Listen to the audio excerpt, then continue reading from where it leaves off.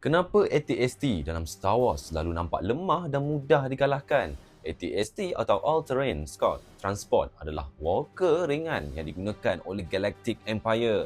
Dengan ketinggian 8.6 meter, ia direka untuk kepantasan dan mobiliti, bukan ketahanan seperti AT-ST. Tapi ada satu masalah besar. AT-ST digunakan untuk misi peninjauan dan sokongan serangan dengan senjata seperti blaster cannons dan grenade launchers. Namun perisainya jauh lebih nipis berbanding AT-AT dan reka bentuknya yang tinggi serta kaki berkembar yang menjadikannya tidak stabil di permukaan yang kasar.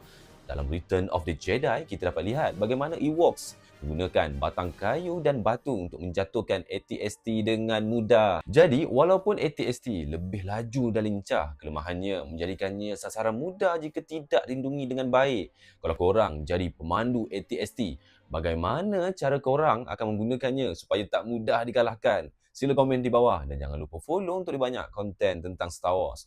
May the Force be with you.